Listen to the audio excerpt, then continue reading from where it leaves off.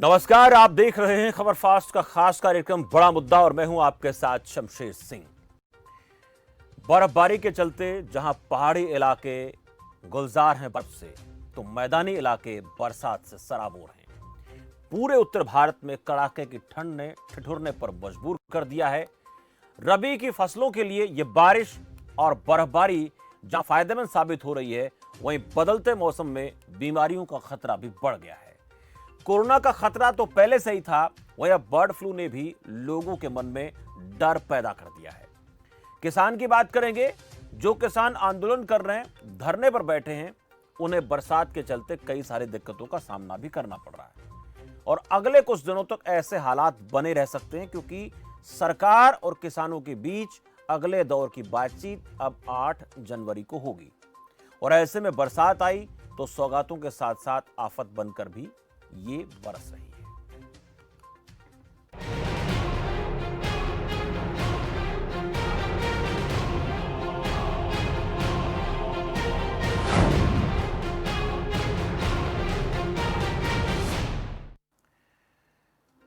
तो बरसात से जहां एक तरफ किसानों के चेहरे खिले हैं, तो वहीं आंदोलनरत किसानों के लिए बरसात आफत बन रही है।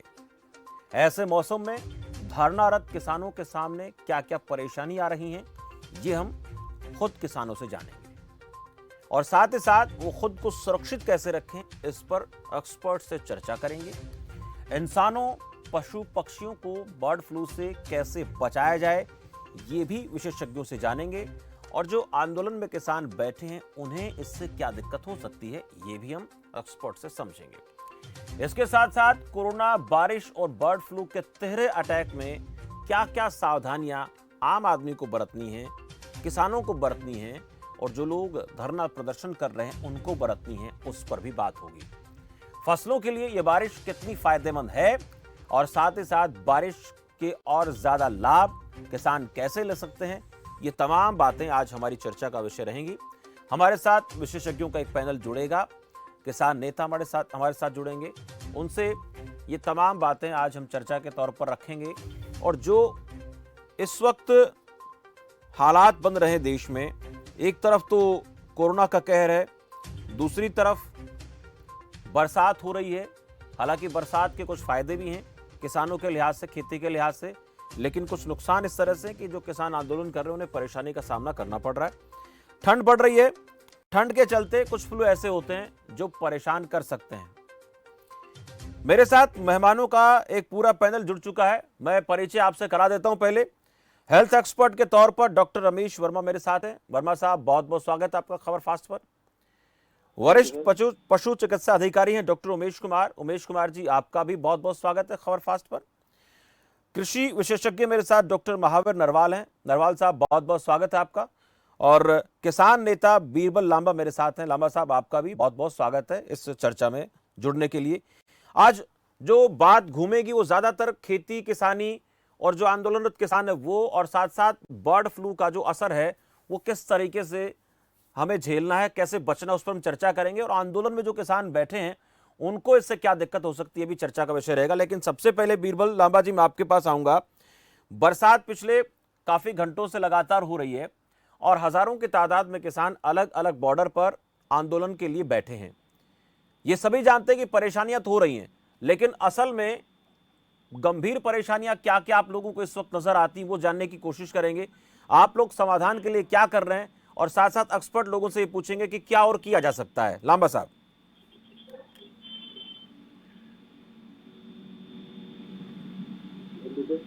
बीरबल लांबा जी, बीरबल लांबा जी, मेरी आवाज पहुंच पा रही है आप तक? हाँ जी, हाँ जी। बीरबल लांबा जी, जो किसान आंदोलन कर रहे हैं, बरसात का सीजन चल रहा है और ऊपर से बर्ड फ्लू का कहर भी आ गया है, ऐसे में आप लोगों को जो परेशानी है, वाकई में जो बड़ी दिक्कतें, वो क्या आप लोग इस वक्त फेस कर रहे हैं इस आंदोलन के दौरान बरसात के चलते?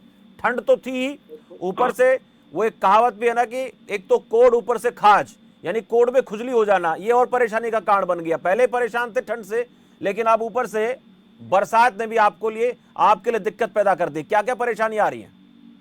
तो किसान को बारिश की कोई परवाह नहीं। हम्म किसान को बारिश की कोई जरूरत नहीं।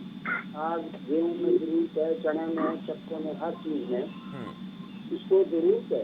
हम्म और जहाँ तक किसान परेशानी की बात है, किसान 12 महीने 24 घंटे रहता है। किसान का खेती का धंधा है, वो तो अपना खेती में जो कार्य करना होता है, रात दिन चलता रहता है।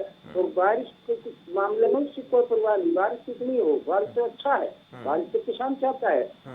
बारिश के वजह से किसान खुश है। लेकिन जो ये 3 कानून ये सरकार ने, इसके खिलाफ किसान कितना भी संघर्ष करना पड़े वो करेगा, उसे पीछे नहीं हटाएगा। सरकार के दिमाग में कोई ऐसी बात हो, लेना तेना फूज हो जाएंगे, चले जाएंगे, ये मतलब ये गलतफहमी छोड़ देनी चाहिए सरकार ने। और इसे में जनता का और देश का, किसान का भला और सरकार का, ये इसमें ये जो काला कानून है इसको रद्द करे और जनहित में जो है ना कार्य करे। जो सरकार के अंदर इनकी जो प्रतिनिधि बनता है, जो इनकी जिम्मेवारी बनती है, जो सरकार के प्रतिनिधि है, उनको ये काम करना चाहिए। और इनका इंटरव्यू, किसान का इंटरव्यू कोई नहीं ले सकता। किसान का इंटरव्यू तो बहुत ठंडा काम है। देखो मतलब जो सारा मानवता है वो किसान एक धुरी है, जो मानवता है। और किसान एक मानवता की धुरी है, उसको वो छिलका हुआ है, उसके बिना मतलब जो है ना इसका गुजारा नहीं है। तो लवर साहब, ये तो ठीक है, किसानों के चेहरे खिले हैं, ये हम जानते हैं, हम बता भी रहे हैं कि बरसात से किसान की फसल को फायदा हो रहा है, इसमें कोई संदेह नहीं है। अगर बहुत ज़्यादा आंधी तूफान या ओलावृष्टि जैसे हालात नहीं बने तो ये रबी की फसलों के लिए बहुत फायदेमंद है। लेकिन जो आंदोलन में किसान बैठे हैं, सरकार से बातचीत जो है वो लगातार आगे बढ़ रही है। बातचीत की तारीख लगातार, जैसे 4 तारीख को बात हुई लेकिन कोई नतीजा नहीं निकला, अब 8 जनवरी को फिर बातचीत होनी है। ये इतना आगे खींच रहा, तो बरसात और दोनों ठंड, ये क्या क्या दिक्कतें आप लोगों के लिए हो रही हैं वहां पर? क्योंकि वहां पर इन दिनों में लोगों को बीमारियां भी हो सकती हैं, बर्ड फ्लू भी आया, तो ये परेशानी आप बताएंगे तो फिर हम पूछेंगे डॉक्टर साहब से, वो सलाह भी देंगे कि आंदोलन तो आप कर रहे हैं, करते रहे, उसमें दिक्कत नहीं किसी को भी, लेकिन आप लोगों के लिए बेहतर समाधान क्या हो सकते हैं उस पर बात करना चाहते हैं। तो बेहतर तो यही है भाई, कानून जो बनाया है सरकार ने ये रद्द करे। और जो कठिनाई है, कठिनाई तो आज से ही, कठिनाई तो 40 दिन से चल रही है, उसकी कोई परवाह नहीं, तो चलती रही। अब इससे फालतू क्या कठिनाई आएगी? सर्दी है, बारिश है, और जनता में बैठे हैं जो 200 एकड़ के किसान है, और 200 एकड़ में उनकी कोठियां हैं, लग्जरी गाड़ियां हैं, उसका बावजूद रैली में यहाँ मतलब जो रात गुजार रहे हैं, और उनकी सरकार इस बात की वो कहते इस कानून को रद्द करके वापिस जाएंगे। और नहीं तो वरना हमें बच्चा ने, घर वाला ने क्या मतलब मुंह दिखाएंगे, ये तो हमारा बना एक देश से बढ़ गया भाई, हम नहीं चली जाएंगे। अब तो हमें मरा से बच्चा बिना इसको रद्द कराए यहाँ से उठाने। ठीक है डॉक्टर रमेश, आ रहा हूँ आपके पास बीरबल जी, मैं उससे पहले छोटा सा कमेंट लूंगा डॉक्टर रमेश वर्मा जी से। डॉक्टर साहब, ये जो मौसम है, खुले में सोना, और कितने सारे किसानों को जो है बीमारी के चलते उनकी मौतें हुई हैं, युवा किसान हैं उनको भी हार्ट अटैक की वजह से जो है बहुत ज़्यादा परेशानी हुई, और एक तो युवा साथी 18 साल की उम्र में ही इस आंदोलन के दौरान उनकी मौत हो जाती है, ऊपर से ये बारिश आ गई, ये क्या परेशानी बन सकती है किसानों के लिए? हालांकि किसान इस बात पर तो अड़े गए कि जब तक हमारी मांगे पूरी नहीं होंगी हम जाएंगे नहीं, लेकिन उनकी चिंता करना भी ज़रूरी है। वो चिंता इस बात की कि आंदोलन करें लेकिन सावधानी क्या क्या रखें और दिक्कतें क्या क्या हो सकती हैं। देखो हमारे हिंदुस्तान के अंदर ये जो मौसम है वो ठंड वाला मौसम चल रहा है, तो इस मौसम के अंदर यूजली वायरल इन्फेक्शन हमारी कंट्री में हो जाता है। तो जैसा कि अभी न्यूज आ रही है कि बर्ड फ्लू आ गया है, इससे पहले कोरोना भी चल रहा था, तो हम लोगों ने एक वैक्सीन भी बनाई गई थी कोरोना। लेकिन मैं कॉमन बात करूंगा कि इस मौसम के अंदर यूजुअली वायरल इन्फेक्शन हो जाता है और वायरल इन्फेक्शन एक दूसरे से बहुत जल्दी फैलता है। और वायरल के जो सिम्टम्स हैं सेम है एज जो जैसे वायरल दूसरों में होता है, जैसे कोरोना का है या स्वाइन फ्लू का है या बर्ड फ्लू का है, तो इनके जो सिम्टम्स हैं वो लगभग कॉमन होते हैं। इसमें जैसे कि आपका हल्का सा खांसी होना या गला खराब होना या जुकाम या नाक में से पानी आना या उल्टी जैसा महसूस होना, इस तरह के सिम्टम्स वायरल इन्फेक्शन के अंदर हो जाते हैं। लेकिन आप घबराएं नहीं, अगर वायरल किसी को इन्फेक्शन है तो प्रिवेंशन सबसे पहले आप लें। प्रिवेंशन वही है, जैसे कि हम कोरोना वायरल इन्फेक्शन के बारे में बोल रहे थे कि 3 चीज हम लोगों ने फॉलो करनी है।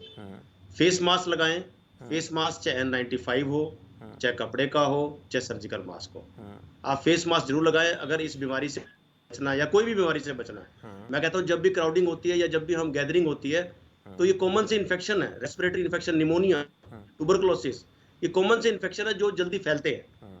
तो इनसे प्रिवेंशन ही सबसे बड़ा इलाज है। तो प्रिवेंशन में 3 चीजें मैं बताना चाहूंगा, जैसे कि मैंने आपको बताया कि फेस मास्क लगाएं, कपड़े का लगाएं, चाहे 95 लगाएं।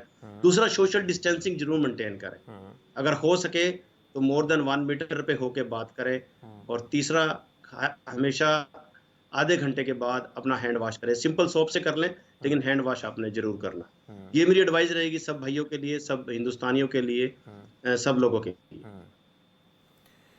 मैं डॉक्टर महावीर नरवाल जी से पास जाऊंगा अभी, कृषि विशेषज्ञ के तौर पर मेरे साथ हैं। नरवाल साहब, बरसात आई है और अच्छी बारिश हुई है, फसलों के लिहाज से बेहतर इसको माना जा सकता है, लेकिन इस दौरान भी कुछ सावधानियां रखनी पड़ती हैं किसानों को, खासकर खेतीबाड़ी जो कर रहे हैं, कितना पानी कब देना है, कब उसको सूखा रखना है। पहले तो ये जानेंगे कि इस बरसात से कितना फ़ायदा किसानों को होगा और उस दौरान जो सावधानियां बरतनी है वो उसके बाद आपसे जानना चाहेंगे। शमशेर जी, ये बारिश तो इन दिनों लगभग होती है तो किसान लोग खुश होते हैं इससे, क्योंकि इस वक्त बीच में होती है, फसल आधी उगी हुई होती है और पकी हुई नहीं होती है, तो इसमें बारिश हमेशा लाभदायक होती है। और अब बारिश थोड़ी लाभदायक तो है लेकिन ये कुछ ज्यादा होती नजर आ रही है कि शायद कंटिन्यू कर रही है, तो और टेम्परेचर बहुत कम हो गया है। कुछ एक फसलें हैं जो कम टेम्परेचर में मुरझा जाती हैं, जैसे सरसों है। अगर और भी टेम्परेचर कई दिन तक 0, 1, 2, 4 डिग्री से कम रहता है तो सरसों पर प्रभाव ज्यादा होता है, उसको पाला मार जाना कहते हैं, ठंड लग जाना कहते हैं। गेहूं के ऊपर इसका बहुत फायदेमंद और दूसरी फसलों पे फायदेमंद असर होगा। एक सिचुएशन है कि कहीं पानी खड़ा ना हो, अगर पानी खड़ा हो जाता है तो वो 3-4 कई सूखेगा, कई दिनों में गर्मी नहीं होती है, धूप नहीं होती है। पानी जहाँ खड़ा होने की सिचुएशन हो वहाँ थोड़ी सावधानी रखनी है कि पानी निकासी का थोड़ा सा ध्यान रखा जाए। और दूसरा, ठीक है ओलावृष्टि नहीं हुई है और आंधी भी नहीं चली है, तो इसमें अभी तक मुझे देखा नहीं है कि फसलों में कोई नुकसान हो। और बहुत हैवी बारिश नहीं है, मॉडरेट बारिश है और ऐसी बारिश हमेशा फायदा करती है। दूसरा, इतने कुछ फसलों में कुछ खास बीमारी इतनी ठंड में नहीं लगती है, बैक्टीरिया वगैरह ज्यादा काम नहीं करते हैं। और जब थोड़ा टेम्परेचर कम होगा और उस वक्त ह्यूमिडिटी होगी तो उस वक्त थोड़ा सा कुछ ये संभावना हो सकती है, लेकिन कुल मिला के एग्रीकल्चर में इससे फायदा होगा ये मौसम से। और अगर हाँ कई दिन तक बारिश चलती है तो थोड़ी ज्यादा हो जाएगी। अभी तो 3 दिन से चल रही है, 3, 4, 5, 1 आध दिन में ये साफ हो जाएगा मौसम। ये सर्दियों की बारिश है, बहुत तेज और बहुत लंबी नहीं होती है, तो कुल मिला के मुझे इससे कोई ज्यादा चिंता नहीं है प्रेजेंट फॉर्म में। बिल्कुल, ये अच्छी बारिश है, इसका फ़ायदा होगा। और कई बार ये होता है कि अच्छी खासी बारिश हो जाती है तो उसका जो हमारी फसल पकती है, तैयार होती है, उस पर अच्छा खासा बेनिफिट होता है, मुनाफा किसान को बेहतर होता है। लेकिन मुनाफे को लेकर आपसे मैं बात करूंगा, क्योंकि किसान एक तरफ तो आंदोलन कर रहे हैं, दूसरी तरफ सरकार से बातचीत चल रही है। महत्वपूर्ण ये है कि चर्चा किसान को लेकर ही है, किसी भी तरह से घूमकर आ जाए, चर्चा किसान को लेकर ही। लेकिन ये कुछ एक पॉइंट्स है जो हमारे किसानों को ध्यान रखना होगा।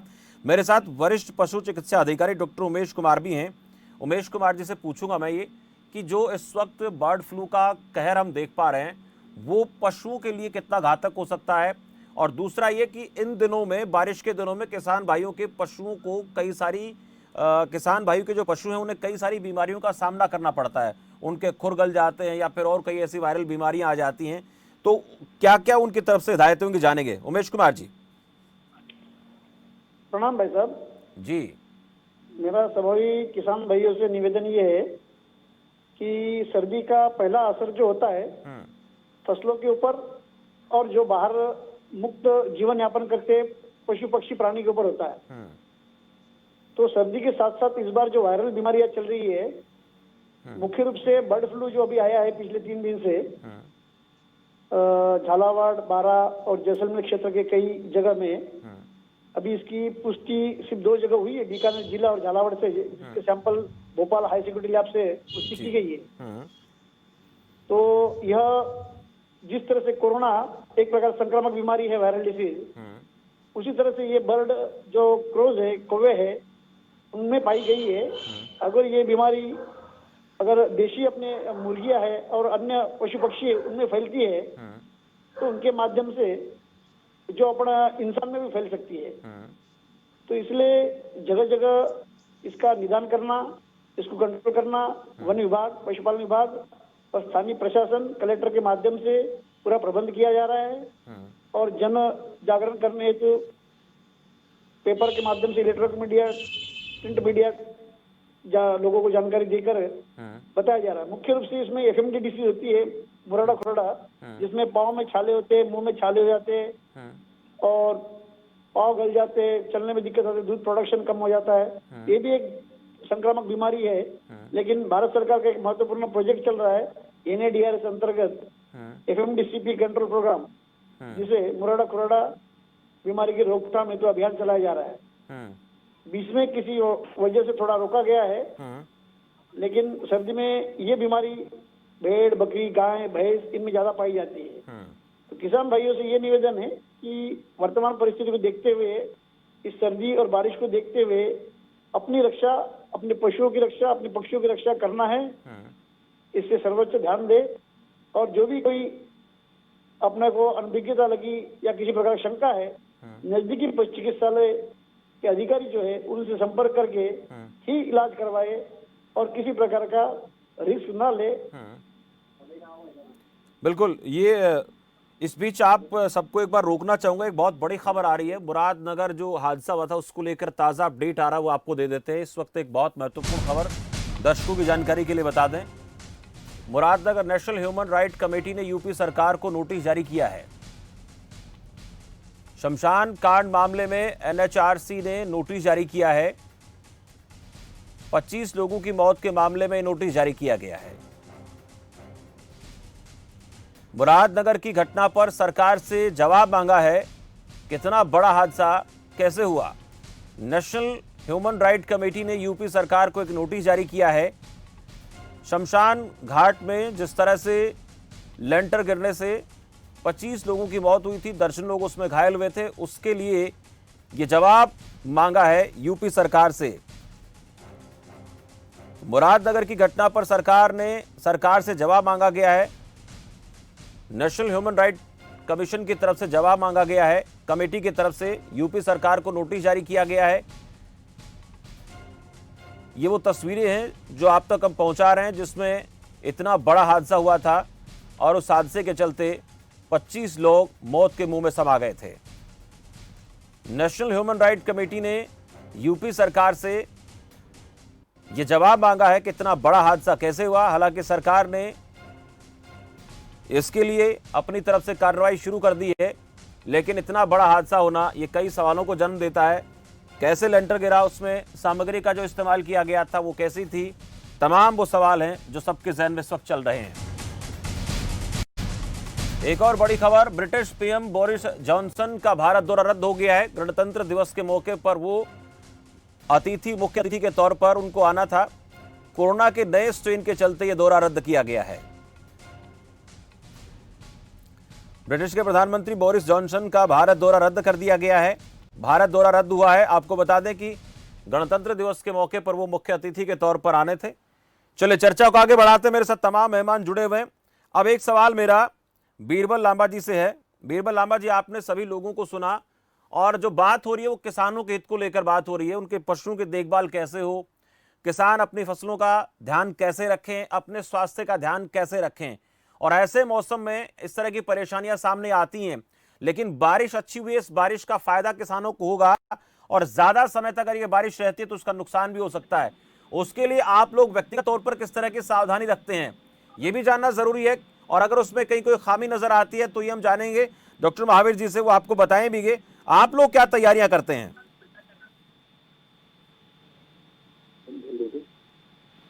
देखो, ऐसा है, पशु का जो मामला है रख रखाव का, देखो आजकल इसके नीचे सूखा है, रखना है, क्या इस तरह से हवा नहीं आनी चाहिए, मतलब पशु का जो हवा का विषय होता है उसकी वजह से पशु बीमार हो जाता है, फिर इसमें बर्ड फ्लू आ जाते हैं, वो कोई बीमारियां आ जाती है।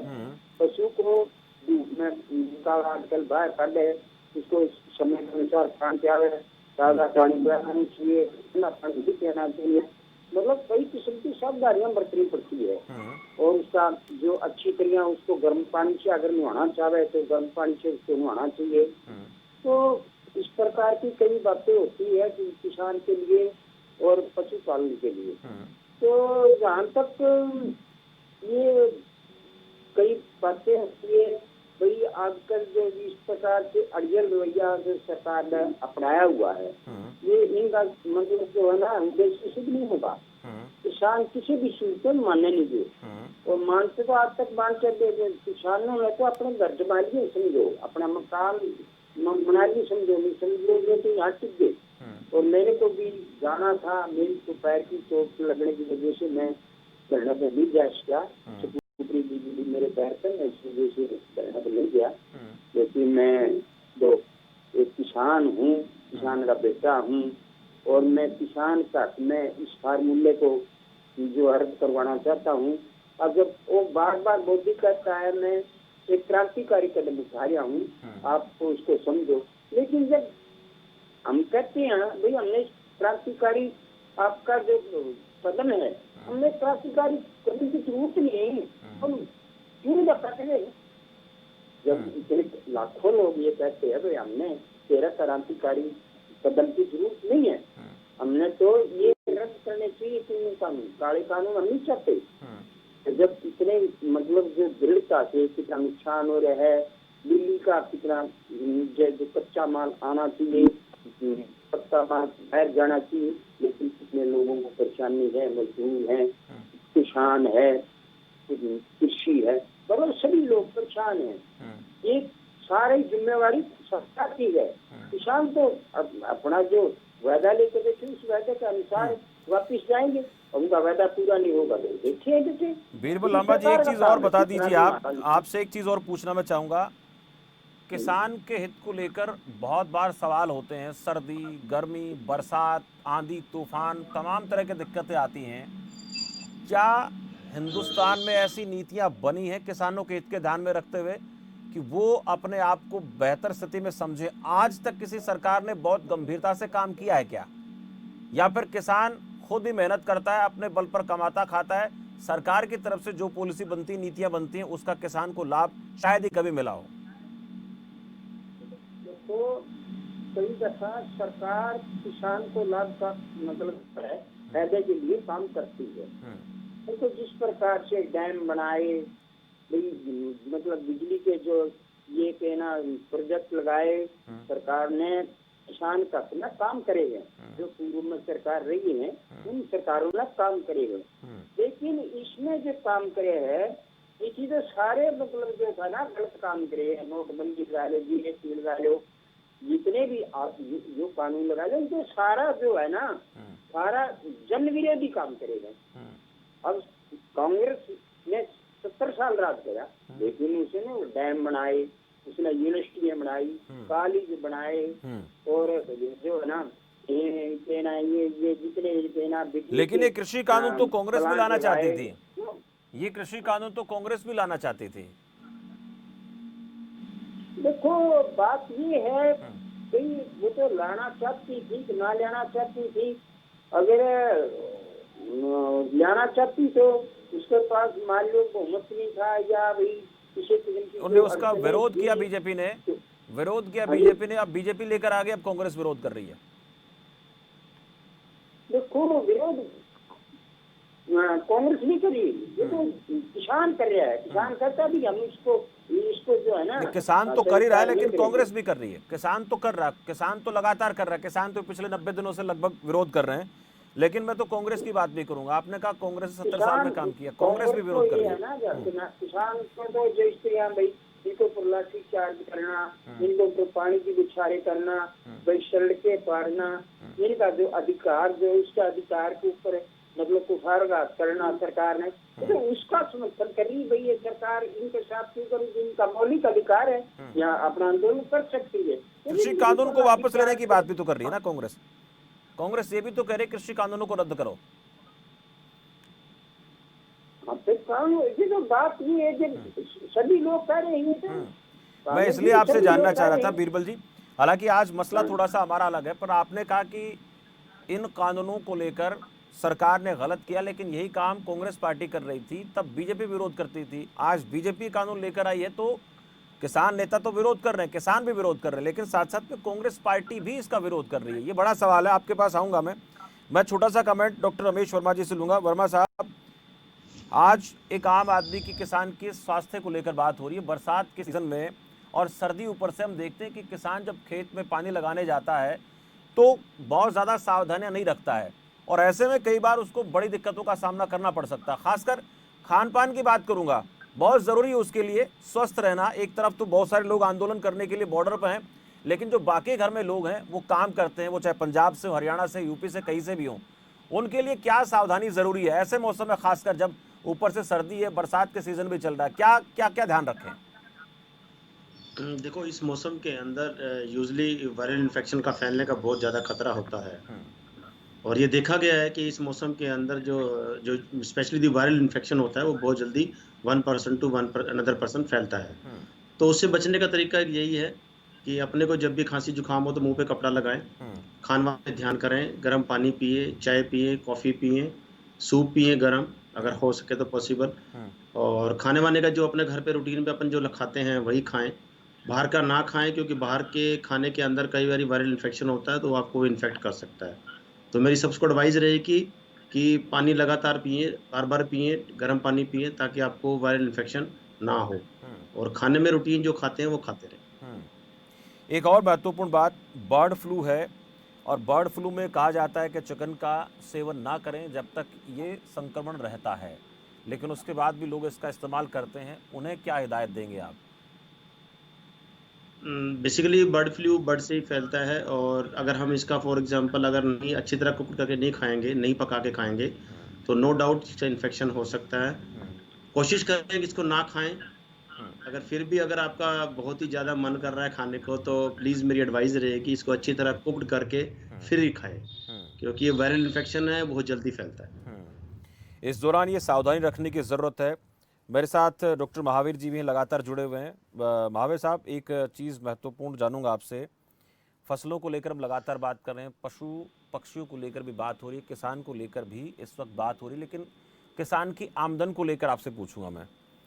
कितने तो मौसम झेलता है, कितनी सरकारों के पता नहीं क्या क्या नीतियाँ आती हैं, उसमें कितना फ़ायदा किसान को होता है कि नहीं होता है, लेकिन आज किसान को जो चौतरफा मार है वो कभी बारिश आफत बनकर आ जाती है, कभी ओलावृष्टि हो जाती है, कभी किसान के पशुओं का नुकसान हो जाता है, कभी कोई बीमारी फसलों में आ जाती है, कभी जो कुछ ऐसी नीतियां सरकारें बना देती हैं वो किसान के लिए हमेशा ही नुकसानदायक होती हैं। हालांकि कुछ अच्छे काम भी सरकारें करती हैं, ऐसा नहीं कहते किसी सरकार को दोष देना कि सारे काम बेकार होते हैं, कुछ अच्छे काम भी होते हैं, लेकिन ये सारी चीज़ें आज जो किसान जिस स्थिति में है, क्या कुछ बेहतर हुआ है या पहले से हालत और ज़्यादा ख़राब होगी किसान की? ये दरअसल नीतिगत एक बातें हैं कुछ इसमें। पहला तो मैं ये कहना चाहता हूँ कि पिछले 50 साल में हिंदुस्तान ने कृषि क्षेत्र में जो तरक्की की है वो किसी और कंट्री ने नहीं की। ये भी फैक्ट है। उसमें किसान को क्या मिला उसका हिस्सा, ये दूसरी कहानी जी। और कृषि में इजाफा होना, जैसे आज भी सरकार कहती है इससे बहुत फायदा होगा। ये रिफॉर्म्स का हो सकता है फायदा हो जाए, वर्ल्ड इकोनॉमी में, देश की इकोनॉमी में कुछ आंकड़ा बढ़ जाए। लेकिन किसान को मिलेगा या नहीं मिलेगा, इसका इन बिलों में कोई गारंटी कहीं से भी कोई निश्चित नहीं है। इस प्रकार से मार्केट के हिसाब से किसान को मार पड़ती है ज्यादा। उसके 2-3 कारण हैं।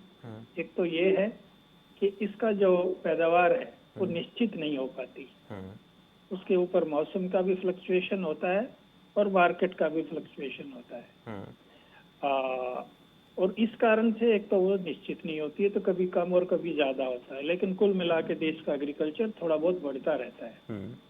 तीसरे ये है कि फैक्चुअली अगर देखा जाए ओवरऑल एनालिसिस में, तो जो देश का इन्फ्लेशन है वो किसान की आमदनी को कम रख के कंट्रोल होता है। अगर किसान की आमदनी बढ़ जाती है, बहुत बड़ी पॉपुलेशन है, तो ये जो हम इन्फ्लेशन की बात करते हैं, दूसरी प्राइसेस को कंट्रोल करते हैं, वो कंट्रोल किसान के ऊपर से गुजरता है, उसके सिर के ऊपर से गुजरता है।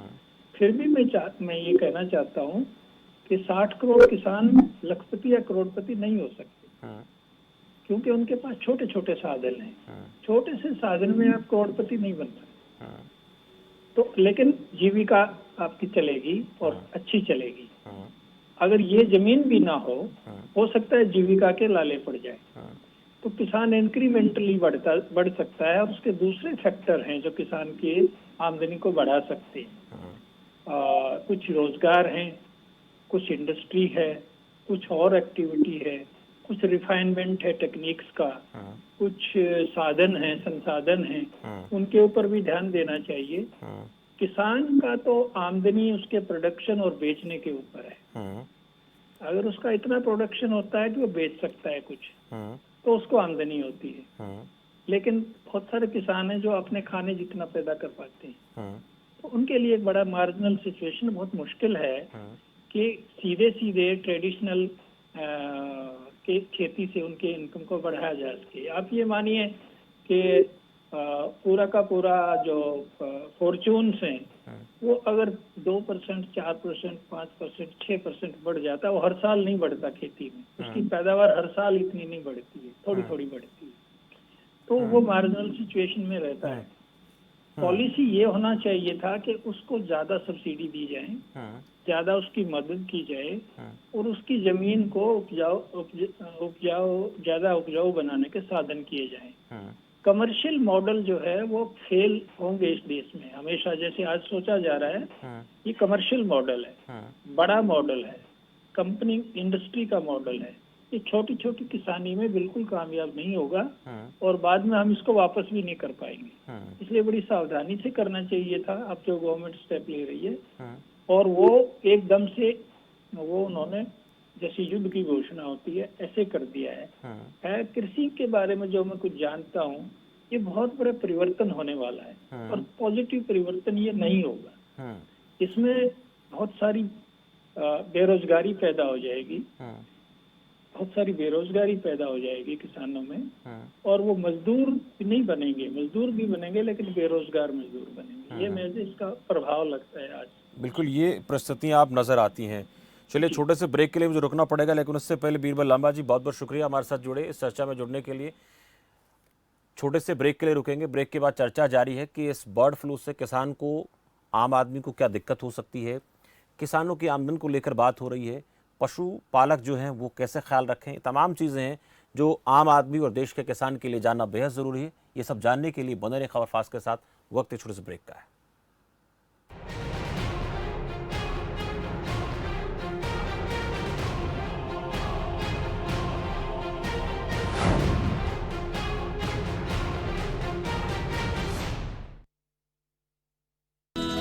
पूरा 28 लीटर दूध देती है मेरी गाय, पर पहले तो दिखाने में भी शर्म आवे थी। फिर डॉक्टर साहब ने बताया फीड ऐसी खिलाओ कि दूध बढ़े, मगर सेहत की कीमत पर नहीं।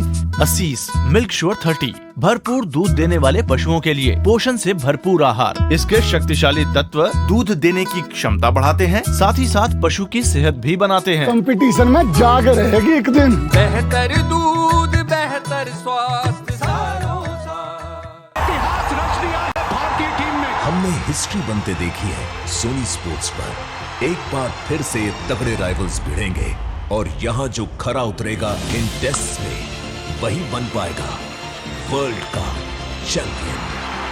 और हाँ, हिस्ट्री तो सोनी पर इस बार भी बनेगी। देखिए Australia versus India live 4 tests 17 दिसंबर से 19 जनवरी तक सिर्फ सोनी के स्पोर्ट्स चैनल पर। थाना कालिंदी कुंज, दिल्ली की अपील। वांछित अपराधियों के बारे में दे जानकारी। सीसीटीवी में दिखाई दे रहे ये 3 लड़के वांछित हैं, जो कि एफआईआर नंबर 570/20 में वांछित हैं। आपको ये जहां भी दिखाई दें, इनके बारे में थाना कालिंदी कुंज में सूचना दें। थाने का फोन नंबर है 011-2945-323, 011-2945-322। जानकारी देने वाले का नाम गुप्त रखा जाएगा और पुलिस प्रशासन उचित इनाम भी देगा। हिमाचल प्रदेश सरकार द्वारा 25 नवंबर से 27 दिसंबर तक हिम सुरक्षा अभियान चलाया जा रहा है। इसके अंतर्गत स्वास्थ्य कार्यकर्ता और आशा कार्यकर्ता घर घर जाकर आपके तथा आपके परिवार के कोविड-19, कुष्ठ रोग, टीबी, मधुमेह, उच्च रक्तचाप के बारे में जानकारी प्राप्त करेंगे। कोविड-19, टीबी जैसी बीमारियों के लक्षण छुपाने पर ये आपके परिवार और समुदाय में फैल सकते हैं। अतः आपसे अनुरोध है कि इस अभियान में पूछे गए प्रश्नों का सही उत्तर दें तथा हिम सुरक्षा अभियान को सफल बनाने में सहयोग करें। राष्ट्रीय स्वास्थ्य मिशन हिमाचल प्रदेश द्वारा जारी।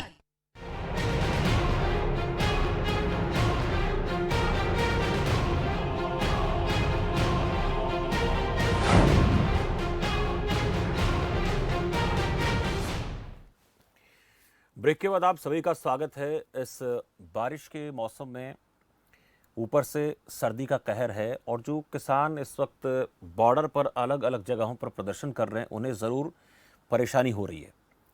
लेकिन उसके बाद भी किसानों का कहना है कि हम वापस नहीं लौटेंगे जब तक हमारी बातें सरकार मान नहीं लेती है। दूसरी तरफ अच्छी बात यह है कि जो बारिश हो रही है वो किसानों की फसलों के लिए लाभदायक साबित हो रही है। लेकिन उसके साथ साथ एक और ख़ास इस मौसम में चीज़ नज़र आई है, पिछले 1-2 दिन में देखने को मिला। बर्ड फ्लू का कहर धीरे धीरे बढ़ रहा है और वो नुकसानदायक हो सकता है उन लोगों के लिए जो भीड़ भाड़ वाले इलाकों में रहते हैं, खाने पीने की चीज़ों का बहुत सावधानी से ध्यान नहीं रखते हैं। इसके साथ साथ कोरोना का कहर तो है ही। ये तमाम चुनौतियाँ हैं जो देश के आम आदमी के सामने, देश के किसान के सामने, जिस पर हम चर्चा करेंगे। मेरे साथ इस वक्त किसान नेता शमशेर मलिक भी जुड़ गए हैं। मलिक साहब, बहुत बहुत स्वागत है आपका खबर फास्ट पर। और डॉक्टर रमेश वर्मा मेरे साथ लगातार बने हुए हैं, डॉक्टर उमेश कुमार जी मेरे साथ बने हुए हैं और डॉक्टर महावीर नरवाल जी भी मेरे साथ हैं। अब छोटा सा कमेंट में एक बार डॉक्टर उमेश कुमार जी से ले लेता हूँ। उमेश कुमार जी, पशुपालक जो होता है आमतौर पर किसान ही होता है, वो डेयरी संचालक होता है या फिर किसान होता है, लेकिन पशुओं को हम देखें, लाभ के लिहाज से देखें तो आज किसान कहां पर खड़ा है। और बारिश के मौसम की तो बात हो ही रही है, सर्दी की बात भी हो रही है, लेकिन उसके साथ साथ किसान के लिए पशु पालना कितना चुनौतीपूर्ण काम आज है, किस प्रकार की बीमारियां उसको घेर लेती हैं और उनसे बचाव के लिए हमारे पास जो आज साधन है वो कैसे आप देख पाते हैं? जैसा कि अभी जो सर्दी है और ऊपर से बारिश की भी सूचनाएं कई जगह से प्राप्त हो रही है, ये किसानों के लिए वास्तव में एक समस्या है। जैसे अभी कुछ किसान भाइयों ने और डॉक्टरों ने कहा है कि बारिश से खेती में तो फायदा हो रहा है, लेकिन यही बारिश पशुओं के लिए बहुत नुकसानदायक है। इस बारिश की वजह से जो रोग प्रतिरोधक क्षमता है वो कम हो जाती है पशुओं में जी, और बर्ड फ्लू या इस तरह से एफएमडी है या अन्य वायरल डिसीज है, बैक्टीरियल डिसीज है, उसका सामना करना पड़ता है। तो जब जैसे अभी आपने कहा कि भीड़ भाड़ वाले एरिया में इस तरह से वायरल बीमारी का संक्रमण रहता है, तो पहली बात जहाँ तक बर्ड फ्लू से संबंधित है कि जहाँ भी इस तरह से असामान्य मृत्यु होती है, पशु के साथ में पक्षी या किसी प्रकार के मोर या कोई भी जंगली पक्षी है, तो उसको हाथ न लगाते हुए अपने नजदीकी जो वन विभाग है, पशुपालन विभाग है और प्रशासन है, उनको सतर्क करे, उनको सूचना दे। दूसरी बात, जब तक बर्ड फ्लू का संदेह है, अभी कई जगह पुष्टि हुई है, कई जगह पुष्टि नहीं हुई, तब तक बर्ड्स को दूरी रखिए, संपर्क में नहीं आए। इवन जो चिकन है, पोल्ट्री है, वह भी मैं पूरी तरह से आश्वस्त करता हूँ ना खाएं। क्यों, एक बार जहां तक बता रहे कि अपन पका के खाना चाहिए, लेकिन पकाने के पहले कोई ना कोई अपना ही भाई है उसको हाथ लगाता है, तो ये वायरल बीमारी जो है वो पकाने वाला हो, चाहे अपना पड़ोसी हो, चाहे मित्र हो, चाहे घर का सदस्य हो, उसको भी संक्रमण मिलेगी और उसके साथ साथ पूरे खाने वाले भी संक्रमण में आ सकते हैं। तो मेरी यही सलाह है, जब तक यह मामला चल रहा है, चाहे 5 दिन, 10 दिन, 15 दिन, तब तक इस प्रकार के चिकन का सेवन ना करें और पशुपालक भाई विशेष अपना स्वास्थ्य का ध्यान रखे और अपना उत्पादन बढ़ाने के लिए खेती के साथ साथ पशुपालन का जो है प्रबंधन और संवर्धन पशुओं का अच्छी तरह से करना आवश्यक है। इसमें मुख्य बात है पशुओं की नस्ल अच्छी होनी चाहिए, समय समय पर टीकाकरण करना चाहिए जिससे विभिन्न बीमारी को रोकथाम हो सके, और समय समय पे उचित मात्रा में संतुलित आहार एवं हरा चारा देने से दुग्ध उत्पादन बढ़ेगा, पशुओं का स्वास्थ्य बढ़ेगा और आमदनी भी किसानों की बढ़ेगी, जिससे खाद का जो है खेती में उपयोग होगा और खेती का जो कचरा बचेगा वो चारा के रूप में पशुओं के काम में आएगा। इस तरह से मेरी सलाह है। जी बिल्कुल, बहुत बढ़िया सलाह आपने दी, क्या क्या सावधानी रखनी चाहिए। कैप्टन शमशेर मलिक भी मेरे साथ है, किसान नेता। कैप्टन साहब, बात किसान को लेकर हो रही है कि किसान को कैसे स्वस्थ रखा जाए, किसान की जो ज़रूरतें होती हैं उनका ध्यान कैसे रखा जाना चाहिए, लेकिन एक चिंता भी इस वक्त हम देख पा रहे हैं। मेरे साथ बीरबल लांबा भी जुड़े थे। मैं पूछना चाह रहा था कि जो आंदोलन इस वक्त किसान कर रहे हैं, उन्हें बरसात के मौसम में, हालांकि फसलों के लिए अच्छी बात है, किसानों के चेहरे पर खुशी है, लेकिन जो हज़ारों की तादाद में किसान अलग अलग बॉर्डर पर अलग अलग जगहों पर बैठे हैं, उन्हें इस वक्त बड़ी परेशानी हो रही है। उसका ख्याल कैसे रखा जा रहा है और उससे बचने के लिए किस तरह की सावधानी आप लोग रख रहे हैं, और साथ साथ चुनौतीपूर्ण कितना आप लोगों के लिए? नमस्कार मलिक देखिए, साहब। ये जो समय है जी, इस देश के किसानों मजदूरों के लिए बहुत ही संकटपूर्ण है। जी, किसान अब जो है दोहरी मार झेल रहा है। एक तरफ तो जैसे बताया कि पशुओं को इस मौसम में बहुत ज्यादा देखभाल की जरूरत होती है, लेकिन जो किसान है, पूरे देश का किसान, खासतौर पर दिल्ली, राजस्थान, हरियाणा, पंजाब, उत्तर प्रदेश का जो किसान है, वो 30 लाख से भी ज्यादा किसान जो है, जो 3 काले कानून सरकार ने धोखे से लागू किए हैं कारपोरेट के इशारे पर, जो कि किसान और किसानी को पूरी तरह से बर्बाद कर देंगे, उनको वापस करवाने के लिए पिछले 41 दिन से दिल्ली के चारों तरफ पड़े हुए हैं और पूरे देश के अंदर करोड़ों किसान जो हैं अपना सब कुछ छोड़ के, खेती बाड़ी और पशुओं का ध्यान भी छोड़ करके आंदोलन कर रहे हैं। और ऊपर से इस कड़कती सर्दी में और इस भयंकर बारिश में किसानों की मुसीबतें और बढ़ गई हैं, और सरकार का जो अड़ियल रवैया है वो किसान की इस बदहाली के लिए पूरी तरह से जिम्मेवार है। और हमारा ये मानना है, अगर सरकार यूं ही अपना किसान विरोधी अड़ियल रवैया अपनाए रही तो किसानों को और भारी नुकसान होने जा रहा है। पशु ही नहीं, कम से कम 60 से ज्यादा जो है किसान इस आंदोलन में शहीद हो चुके हैं। लेकिन सरकार जो है, भारतीय जनता पार्टी की कारपोरेट की सरकार कहेंगे हम इसको अडानी अंबानी की सरकार कहेंगे, किसानों की मांगों की तरफ ध्यान ना देते हुए कुंभकर्णी नींद में सोई हुई है। ठीक है कैप्टन साहब, आऊँगा आपके पास। एक कमेंट मेरा डॉक्टर रमेश वर्मा जी से। रमेश वर्मा जी, बर्ड फ्लू की मियाद की बात करेंगे अभी, क्योंकि चिंता तो सबको हो रही है। अभी 2-3 रोज से ही इस पर ज़्यादा चर्चा शुरू हुई है, लेकिन इसकी समय सीमा की बात करेंगे आपसे। कब तक ज़्यादा ये घातक हो सकता है, कितने लंबे समय तक इसका असर देखने को मिल सकता है, और आने वाले कितने दिनों तक हमें सावधानी रखने की ज़रूरत है? सबसे पहले तो मैं कहना चाहूँगा कि इस बर्ड फ्लू से घबराए ना, घबराने की जरूरत नहीं है। ये भी सिंपल वायरल इन्फेक्शन है। इस तरह के जो आउटब्रेक्स हैं वो हमारी कंट्री में होते रहते हैं एवरी ईयर, तो इसमें कोई घबराने की बात नहीं है। और रहा ये कब तक रहेगा, तो जैसे ये मौसम चेंज होएगा, क्योंकि वायरल इन्फेक्शन है, जैसे ही मौसम चेंज होगा वायरस जो है अपने आप ही किल हो जाएगा। तो जब तक ये वायरस नहीं जाता हमारी कंट्री से, तो आप एहतियात बरतें, जैसे कि मैं आपको बताया है, वो आप कंटिन्यू रखें ताकि इस बीमारी से बचे। इसके साथ साथ मैं बताना चाहूँगा कि कोरोना का जो इन्फेक्शन है उससे भी अगर हो सके तो सोशल गैदरिंग ना करें, फेस मास्क लगाएं और अपना हैंड वॉश करें, क्योंकि मेरे को लगता है कि कोरोना का इन्फेक्शन ज़्यादा खतरनाक है as compare to the bird flu. तो अगर उससे बचेंगे तो ज़्यादा अच्छा रहेगा। कोरोना का इन्फेक्शन जो है, ये मेरी सबको राय रहेगी। दोनों का ये एक साथ रूप आना, संयुक्त तौर पर एक साथ दोनों आना, ये कितना घातक हो सकता है? किसी व्यक्ति में अगर कोरोना का लक्षण भी है, बर्ड फ्लू की शिकायत भी हो जाती है, तो फिर ये क्या कितना घातक असर कर सकता है? देखो, जब भी कोई डबल वायरल इन्फेक्शन होता है उसका जो चांसेस होते हैं मोर्टेलिटी के या डेथ के, वो बढ़ जाते हैं, इसमें कोई दो राह नहीं है। लेकिन हमने सबसे पहले कोरोना से बचना कि कोरोना की जो मोर्टेलिटी है वो ज़्यादा है as compare to the bird flu. तो अगर हम कोरोना से बचेंगे तो नो डाउट हम बर्ड फ्लू से भी बच जाएंगे। अगर फिर भी अगर आपको कभी भी सांस लेने में तकलीफ हो या ज़्यादा बुखार हो या सिर में दर्द हो या उल्टियाँ हो, अपने नज़दीक डॉक्टर को दिखाएं, पढ़े लिखे डॉक्टर को दिखाएं, किसी भी सब सेंटर, पीएससी, सीएससी या हॉस्पिटल या किसी टर्सरी केयर हॉस्पिटल में अपने आप को जितना जल्दी से जल्दी हो सके दिखाएं, ताकि आपका उपचार जो है, इलाज जो है, जल्दी शुरू हो सके और आपकी जो मोर्टेलिटी है या कोई कॉम्प्लिकेशन है वो जल्दी से ठीक हो सके। इन सब का ध्यान हमें रखना पड़ेगा, ये बहुत ज़रूरी है। डॉक्टर महावीर जी, खेतीबाड़ी को लेकर लगातार चर्चा कर रहे हैं, लेकिन किसान नेता जो मेरे साथ लगातार जुड़े हुए हैं, और आप भी एक बात कह रहे हैं कि ये जो कानून है ये सच में किसानों के लिए फ़ायदेमंद नहीं है। अमेरिका का जिक्र करेंगे, अमेरिका को लेकर बहुत बात होती है, वहाँ के किसानों को लेकर वहाँ तो व्यवसायीकरण है ही बहुत सारी चीज़ों का, खेतीबाड़ी का भी है, हर चीज़ में वहाँ पर व्यवसायीकरण है।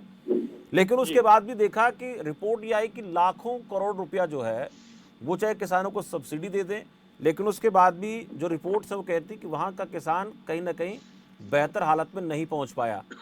उसके मुकाबले हिंदुस्तान की नीतियों की बात करें, यहाँ की व्यवस्थाओं की बात करें, तो हम कहाँ टिकते हैं? हम कहीं टिकते हैं या फिर अमेरिका में नीतियाँ ख़राब हैं जिसकी वजह से किसान गर्त में चला गया? हमारे फिर भी ठीक है, क्योंकि अभी भी इकनॉमी जो होती है वो किसान ने, जिस तरह से कोरोना संकट में देखा कि किसान ने बचाया देश को।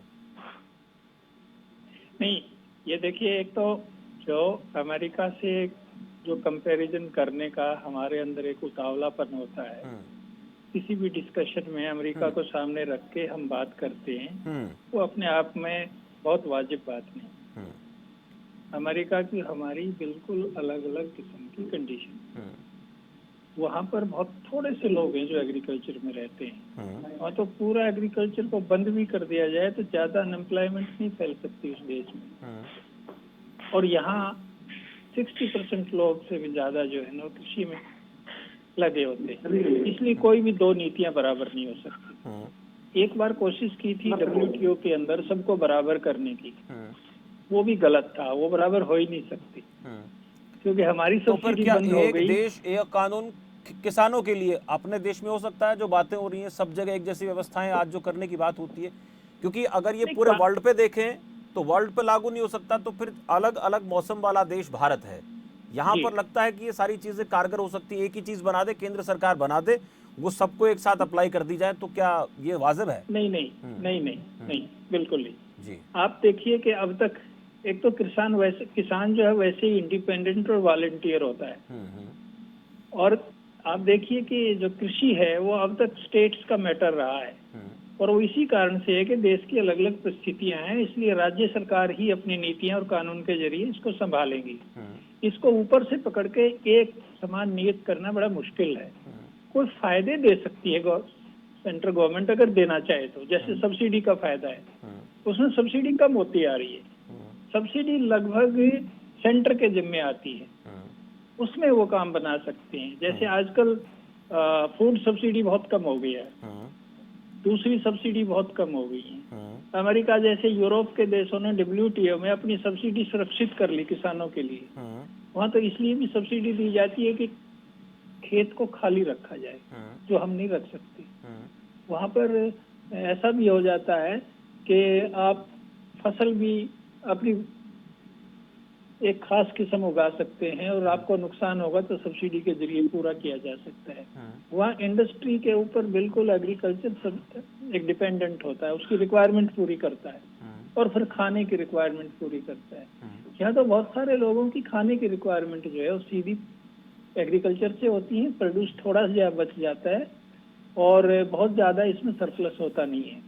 तो इसमें एक सेंट्रल नियम की जो एक ये लगता है ग्लैमरस सा आइडिया लगता है, एक देश एक देश, एक देश में तो भाषा भी नहीं है एक, इस देश में तो रहन सहन भी एक नहीं है, पहनावा भी एक नहीं है, पूजा पाठ भी एक नहीं है, भगवान भी एक नहीं है। इसको जबरदस्ती इस देश में एक रूपता पैदा करना वो एक फार्मूला चलेगा नहीं इस देश के अंदर। मैं अपने सब्जेक्ट से बाहर जा रहा हूँ जी, लेकिन चर्चा जरूरी है, ऐसे मुद्दे भी थोड़ा होना चाहिए बीच में। हाँ, ये तो मसला फिर वही आ जाता है, शुक्रिया देश की आपका, अगर तरक्की, मुझे किसान की हाँ, तरक्की, इसको आम मैं बोल आदमी भी की सकता तरक्की। जी हूँ।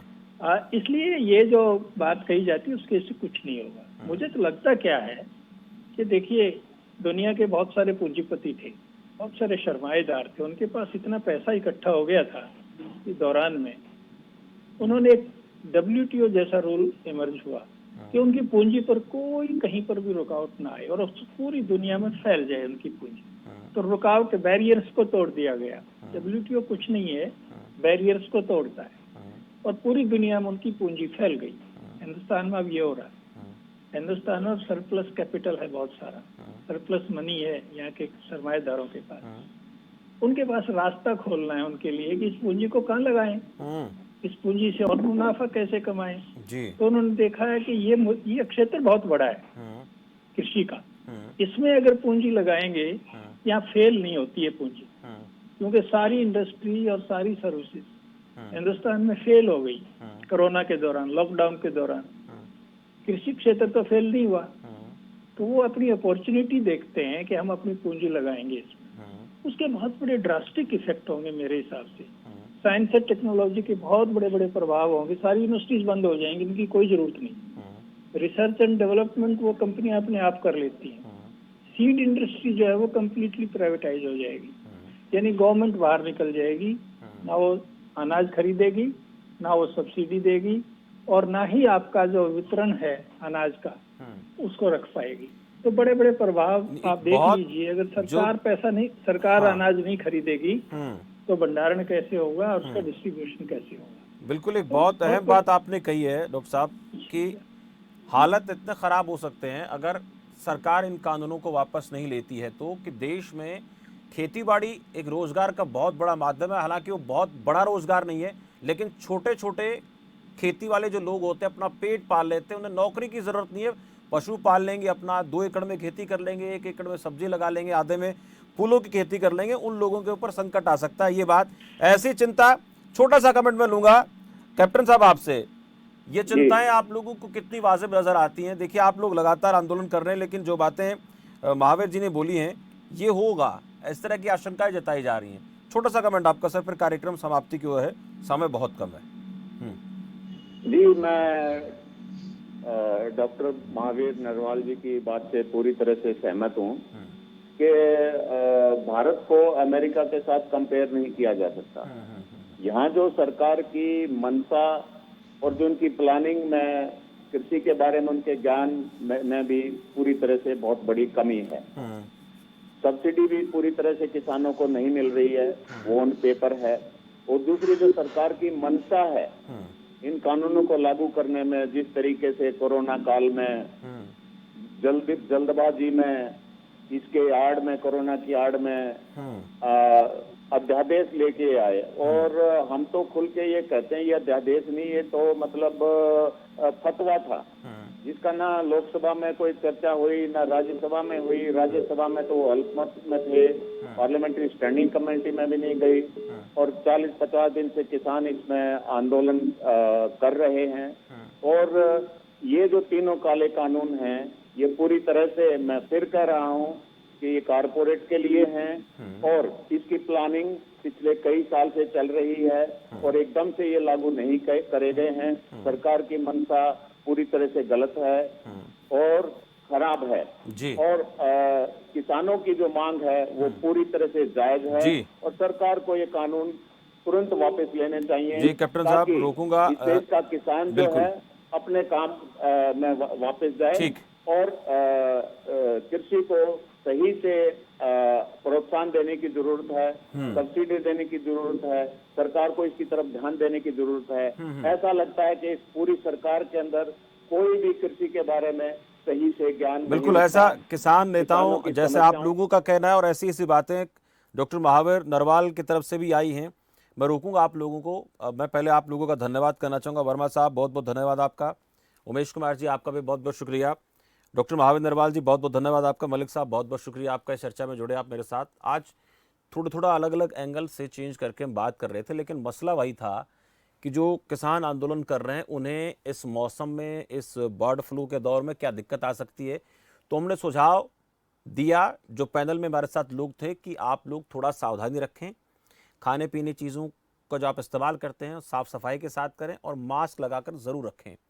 पशुपालक जो किसान हैं उनको भी बताया, जो हमारे साथ डॉक्टर जुड़े हुए थे पशु विशेषज्ञ, उनका ये कहना था कि सर्दी के मौसम में पशुओं को किस तरह से बचाएं, कैसे उनको ढक के रखें, सूखा गीला कितना ध्यान हमें रखना है, क्योंकि किसान की आमदन का एक बड़ा हिस्सा इधर से भी आता है। वहीं डॉक्टर नरवाल का ये कहना था कि ये जो कानून है ये कॉरपोरेट जगत को बढ़ावा देने के कानून है, और अगर ये इसी तरह से जारी रहे, सरकार ने वापस नहीं लिए, तो देश में बेरोजगारी का संकट पैदा हो जाएगा। किसान न रहकर मजदूर या मजदूर से भी कमतर हो सकता है, ऐसा उनका मानना था। और किसान नेताओं का भी ये कहना था कि सरकार ये काले कानून जो लगातार बात कर रहे हैं किसान की वापस ले, ताकि हमारी स्थिति जो इन कानूनों के चलते खराब हो जाएगी उसको हम अपने आप को बचा पाएं, बेहतर रख सकें। अब देखना दिलचस्प है 8 तारीख को होगा क्या। फिलहाल इस चर्चा में इतना ही। मुझे दीजिए इजाजत और आप देखते रहिए खबर फास्ट। नमस्कार।